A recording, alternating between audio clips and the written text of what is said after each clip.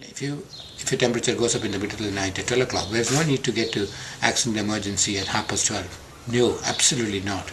Take a couple of paracetamols or ibuprofen and stay at home. And if you're worried, contact your doctor next morning. That's perfectly fine. I mean, that's what you normally do. If you feel slightly unwell with a cough or a cold, you don't immediately start running into A&D.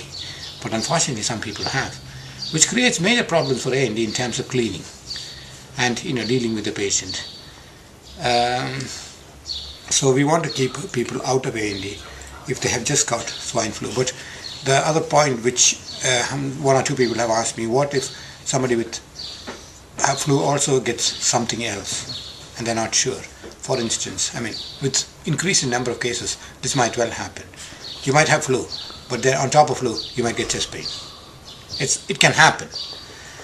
And if that happens, you're actually going to the accident emergency to seek treatment for your chest pain, not particularly the flu itself. You might already have been diagnosed.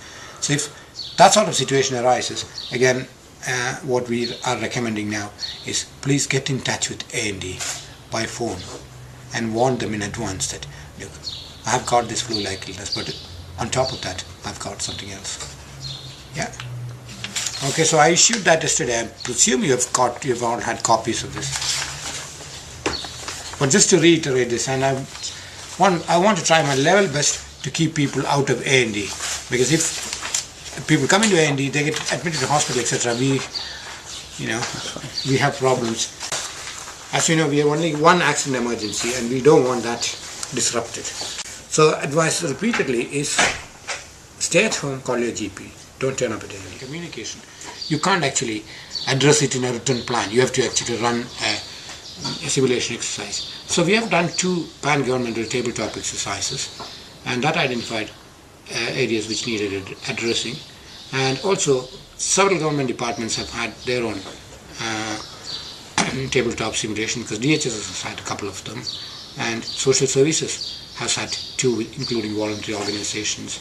So, and Home Affairs has had it, and Manx Electricity Authority, people like that, different agencies have done tabletop exercises. So all that, the knowledge which we gained, we pooled it all together and produced this pan-governmental strategy. It's not purely for H1N1, because it just happens that it is H1N1 now, but it could have been H5N1, because that's what we were originally preparing for, if you remember, the bird flu.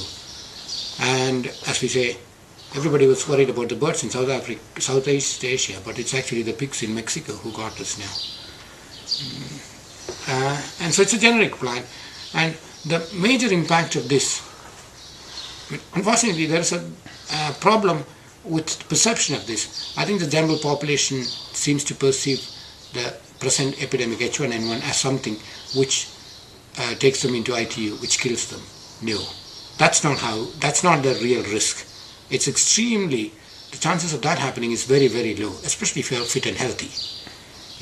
Yes, there is an increased risk of hospitalization and complications in somebody who has got coexisting illness, previous medical illness, and that's what's been happening in the UK as well.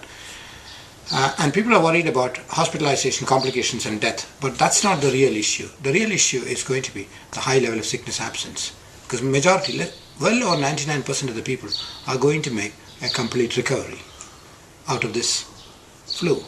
Yeah, any flu is not pleasant, so I'm not saying that it's nothing to worry about, that you wouldn't feel anything wrong with you. No, you'll feel awful.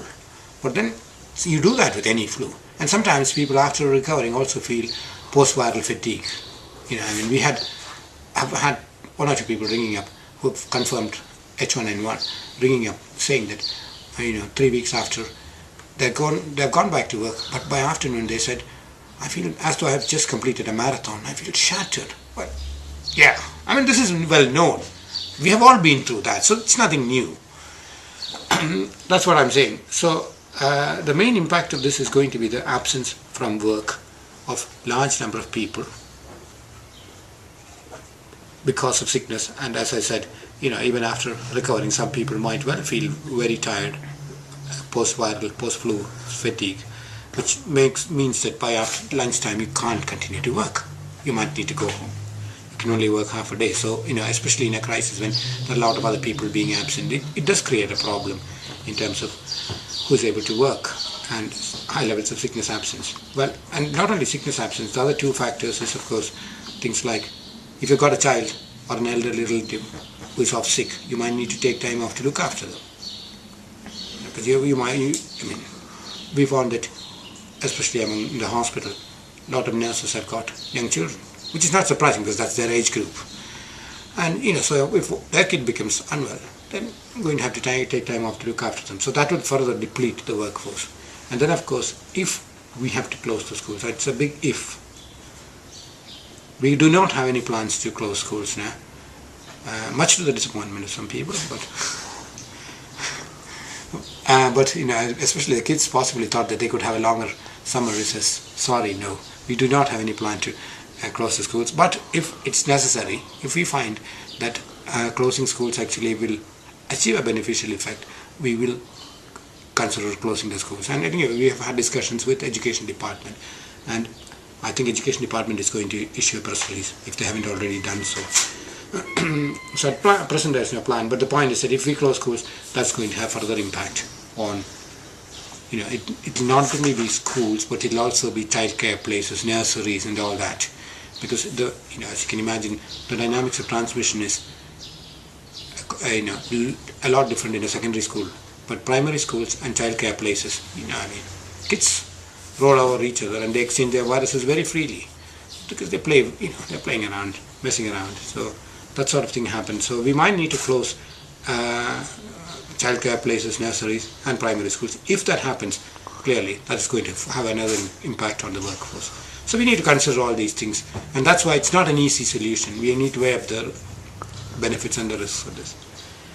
So that's going to be the major impact in terms of workforce absence, and especially in an island like ours, it creates extra problems, as you can imagine, because in UK, yes, if you're, say, in North London, you've got a problem.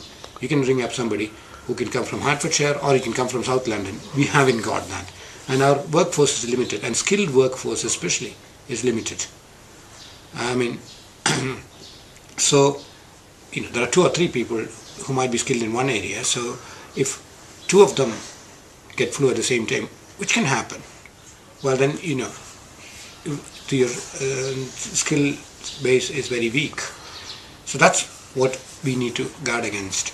And what each government department has done is looked at those sort of issues, looked at their critical areas, and the whole approach is to make sure that our critical functions, we actually differentiate between 2 groups of functions. One is what's called critical function and another is core function. Critical functions are those where you can't have any interruption. You have to have it 24/7. Unfortunately I have to keep going back to health service examples because that's what I'm most familiar with. So like accident emergency, you can't actually tell somebody who's had a motorbike accident that, sorry, come back on Monday because we are closed. No. You just need to deal with them. So you can't have any interruption whatsoever. You just need to be there 24/7. Similarly, other examples we can think of is electricity supply to critical areas, and water supply. You can't actually say that, although occasionally there may be some flexibility with that, but there are certain critical functions which we need to be providing all the time. Whereas there are other functions which are core functions. They are important functions, but you have a bit of leeway. Again, going back to the hospital example, like elective surgery, that's a core function, but you can postpone it by a week or 2 without any ill effects. So our top priority is to make sure during the height of pandemic to maintain the critical functions so that there is no disruption in terms of day-to-day life.